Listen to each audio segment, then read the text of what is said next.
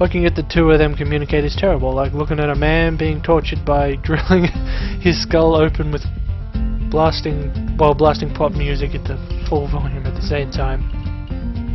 I'm afraid I have no idea if there is any plywood in the school, let alone where it would be if there is any. What should I do? Perhaps try to find Mr. Katawa. I'm quite sure he'll know where to find some, find everything you need. You'd have to pry them from his cold dead hands, but that's a different matter. I don't have time. We're so busy. She holds her head with both hands, looking as despairing as it is possible for a person like her. Without even noticing, she crumps the notes she's holding against her hair. I shouldn't even be fetching these things. There's so much to do and we're falling behind the schedule. Tao looks at her gravely and then suddenly smiles. Smiling doesn't really fit his face. I think it'd be better if he didn't. I wonder if you could fuck. He switches to staring at me, focused with a hard expression as if he's trying to say, "Go make some friends." I guess I could give you a hand. You can? Thanks, Achan, you're really nice. She pauses, does a double take, and then points at me with her finger saying, and looks very puzzled. Come to think of it, what's Achan doing here? Class is over and you should be having fun. Well, we're just having a little chat. Oh no, it's not detention, is it? Are you in trouble, Achan? No, I'm not. Is Achan in trouble? No, he's not. Mattel sighs deeply and I feel that I have to help Misha to get her off the teacher's back. So what did you need? Here's a list. I can try to find the plywood from somewhere if there's none in the yard room. She offers me the note she's holding. I take it, hesitating a bit. I said I'd help, but this has no implications of whether I'm joining the student council or not. Still, Hachan, try to be quick, and we are in a stall building streak now. We must hurry. She bounces off the classroom, leaving me and the teacher looking at each other with something that feels like a silent agreement. Well, there you have it, Nakai. Now you have something to do. Please don't sound so smug. Looking at the list of numbers of items ranging from paint to plywood, all written with small, neat handwriting that is undoubtedly Shizune's, I heave a sigh. I'll be going then. Waving the long list limply at the teacher, I exit the hallway.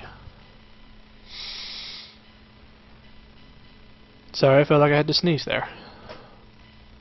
The classrooms closest to ours are designated belonging to class 3-1 and 3-2 on the right side, 3-4 on the left side, each door looking exactly the same.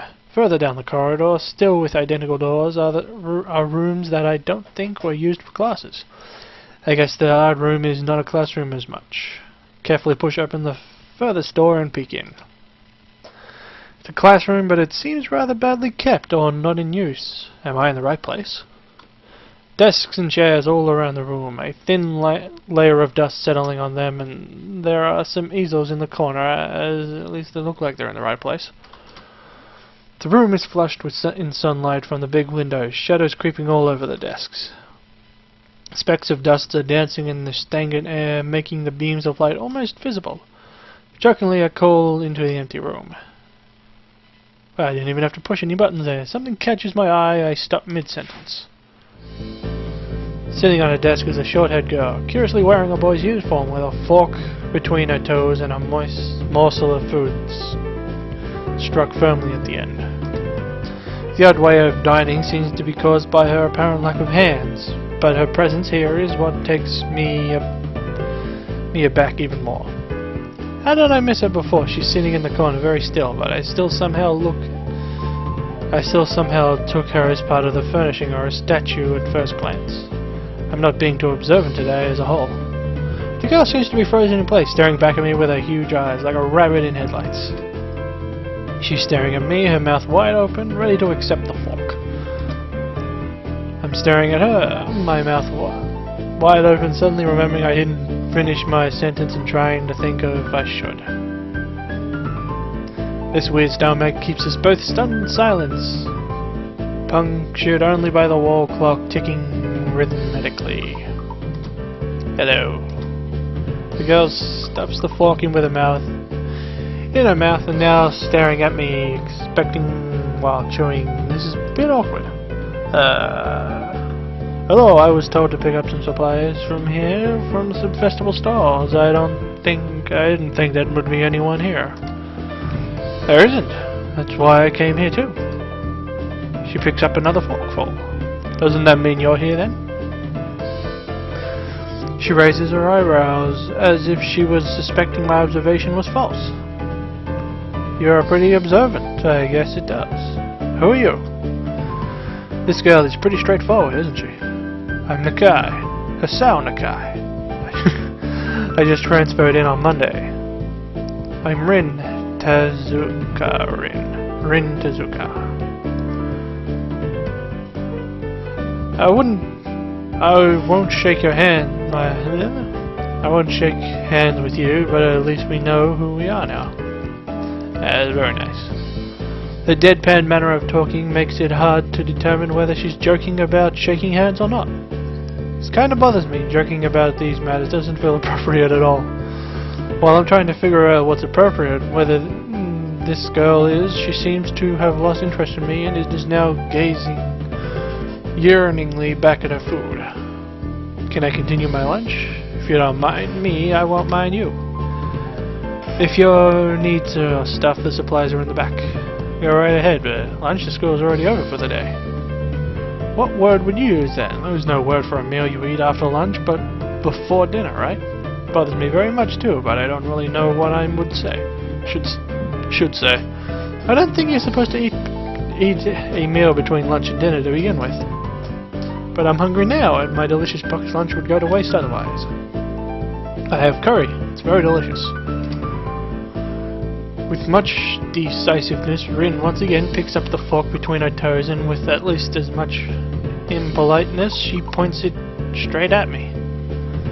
So Nakai, what brings you to this place? Like I said, I was told to look for some things. No, the school. From outside you look fine. Is your problem inside?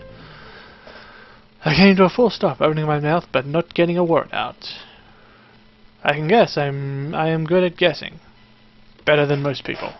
Rin cuts me off before I can answer her question. Her shirt around or skirt around it. I don't know which I would have done. I froze in front of the issue again. I haven't even told anyone about my condition, or maybe it's only because it really hasn't come up. I do get the feeling that I'm not making the issue of this part of the social code here, as the teacher said. I wonder if the people here could relate. Probably not any better than any normal person could. I can't relate to Shizune's circumstances or Lily's. Naturally, while I go through this in my head, Rin keeps considering that my condition could be, with an overly contemptive look on her face. She puts her forks between her lips and leans back, looking at the ceiling as if the Hanson was sitting up there. A beam of light illuminates her face from the window, creating a mask of dark shadow on the other side. I don't think it's anything in your head, and something in your guts would be boring, ordinary, like the lunch of mine, and less delicious. The problem must be in your pants. Wow. This messed up Sherlock Holmes kind of statement and the sheer lack of tact is what catches me completely off guard. Think I might have reeled back, even physically, as Ren's eyes widened in revelation and astonishment.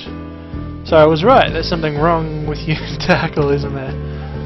Still particularly in shock and recognize the need to reply something, I spit out the first thing that comes to me. No, nothing like that. I have a heart problem. Arrhythmia. I said it more like blurted it out, but I said it. The girl in front of me pauses, her lips together, and glowers.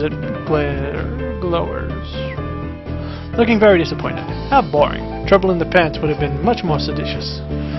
What's with this reaction? I'm sorry to let you down. I forgive you, I collect people in a person with, that kind of problem would be really great. Collect people? People with different problems. So you just, go around asking what's wrong with them? Pretty much. I see.